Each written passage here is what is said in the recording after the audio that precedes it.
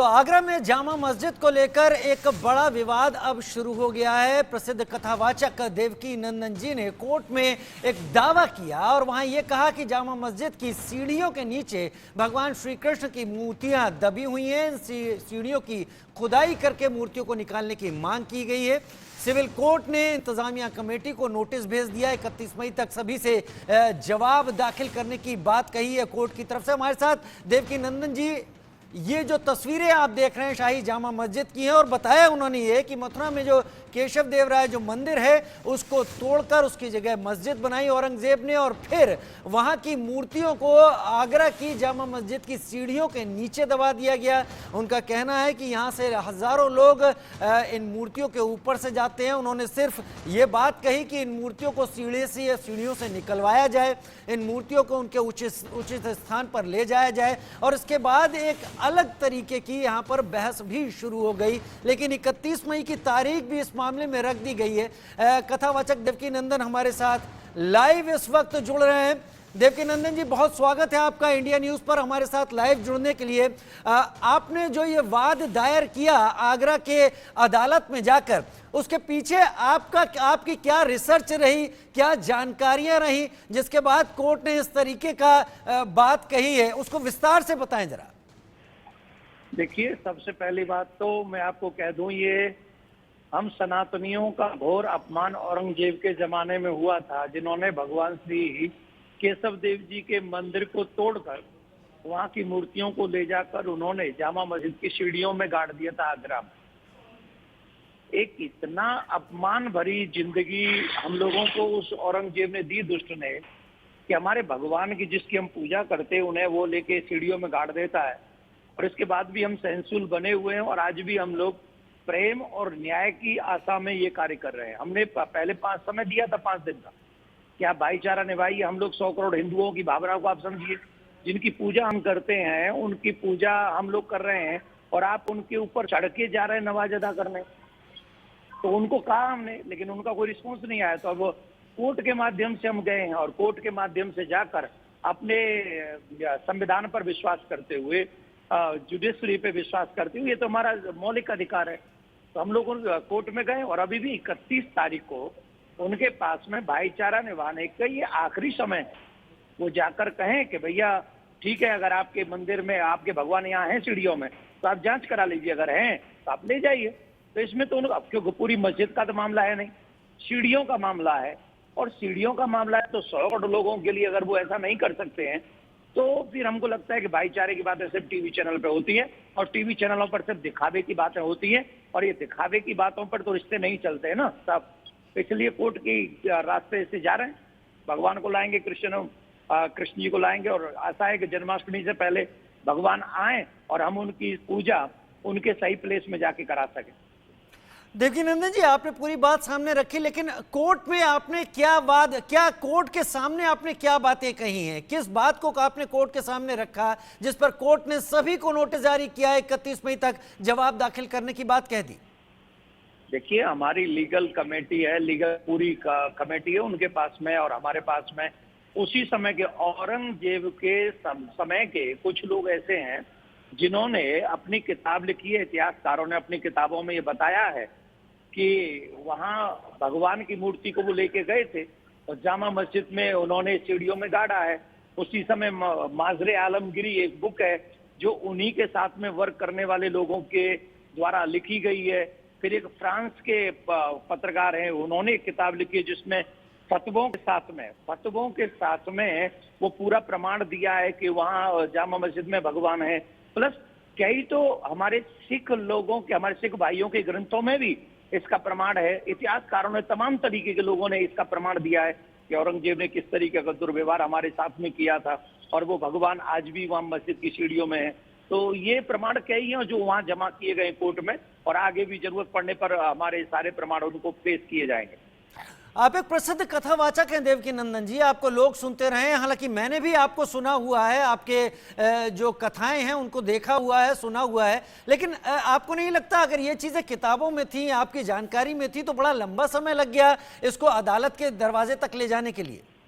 नहीं, देखिए, मैं भगवान श्री कृष्ण की कथा करता हूँ, राम जी की कथा करता हूँ, अभी भी कथा करने के लिए मैं अहमदाबाद जा रहा हूँ, जहाँ से पुराण की कथा मैं कल से करूंगा। ठीक है ना, मेरा काम है भगवान की कथा के माध्यम से लोगों को जगाना। लेकिन ये सत्य मुझे अभी पता चला कुछ दिन पहले कि भगवान की छवियों को, मुझे ये पता था कि मस्जिद तोड़ा गया है, मुझे ये पता था कि औरंगजेब ने हमारे कृष्ण भूमि के मंदिर को तोड़ा है, पर ये नहीं पता था कि छवियों को ले जाकर उस दुष्ट ने सीढ़ियों में गाड़ा है। ये मुझे नहीं पता था, और ये जब पता चला तब से मेरे मन में बड़ा दुख है, बड़ा कष्ट है, और अपमान भरी जिंदगी जी रहा हूं मैं। बहुत अपमान भरी जीवन जी रहा हूं कि जिस देव की हम पूजा करते हैं उस देव के ऊपर चढ़कर ये लोग नित्य जाते हैं और मस्जिद में नमाज अदा करते हैं। तो ये जब से मैंने पढ़ा है और समझा है, मुझे बहुत दुख है, और इसीलिए मैंने जब से पढ़ा है तब से मैं एक्शन में हूँ और मैं अपना कार्य कर रहा हूँ। मेरे ठाकुर जी ने मुझे जो सेवा सौंपी है, मैं अपना कार्य में लग गया हूँ, और तब तक चैन से नहीं बैठूंगा जब तक इस कार्य को सफल और सिद्ध नहीं कर लूंगा। ठाकुर जी ने आपको ये सेवा सौंपी है, तब आप इस कार्य में लग गए हैं, और इसके लिए क्या आपने जो जानकारी हासिल की, जो रिसर्च आपने करवाई, जिसके बाद आपको लगा कि इस तरीके से अपमान हो रहा है, क्या पूरी सीढ़ियों में ही उन मूर्तियों को दबाया गया है, या कोई खास हिस्सा नीचे या ऊपर का जहां पर आप चाहते हैं वहां से इन मूर्तियों को निकाला जाए, सम्मान सहित उनकी फिर से प्राण प्रतिष्ठा की जाए?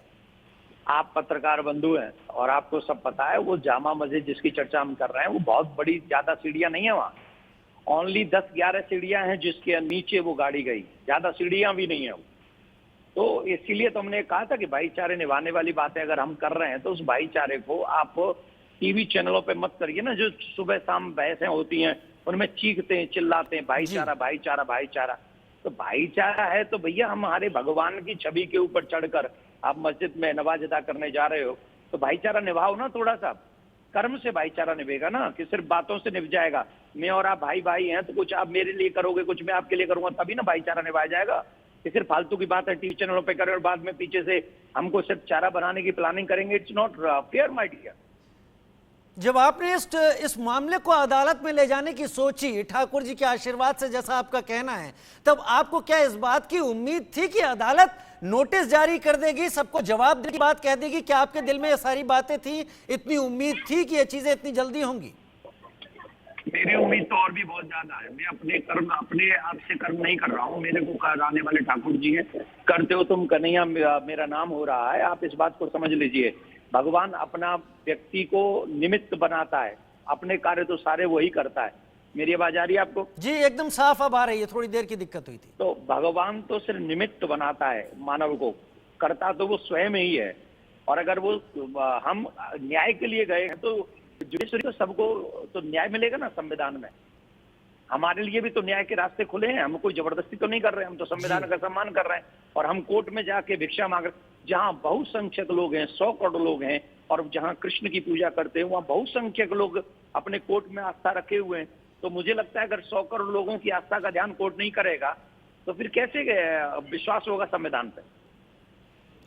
आप ये सोचते हैं कि आपने जो शुरुआत की है, अभी जवाब मांगे गए हैं, ये चीजें बहुत जल्दी, क्योंकि आप उम्मीद लगा रहे हैं जन्माष्टमी तक इन मूर्तियों को आप लाने की बात कह रहे हैं, अदालती कार्रवाई कितने समय तक चलती है इस बारे में कुछ स्पष्ट तौर पर कहा नहीं जा सकता, ये समय लंबा भी लग सकता है।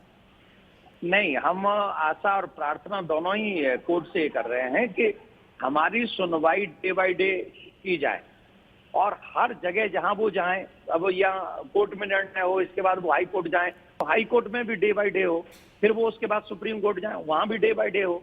तो डे बाय डे सुनवाई करके, जल्दी सुनवाई करके इसका निर्णय दे दिया जाए। अगर इसमें 5-6 साल भी लग गए, 10 साल भी लग गए ना, तो न तो हम निर्णय लेने लायक बचेंगे और न निर्णय देने वाले बचेंगे। तो जो सुबह शीघ्रम, एक और बात बता देना चाहते हैं, ऑलरेडी 300+ वर्षें हो चुकी हमें अपमान भरी जिंदगी जीते जीते, 300+।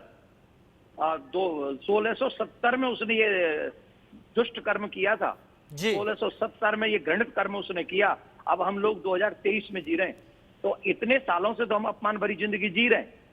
अब वो देर से मिला हुआ न्याय भी अन्याय में बदल जाता है, इसलिए हम तो हाथ जोड़ के प्रार्थना कर रहे हैं सुप्रीम कोर्ट से कि हमारी सुनवाई डे बाय डे की जाए, और दूध का दूध और पानी का पानी हो, और हमारी आस्था का सम्मान किया जाए।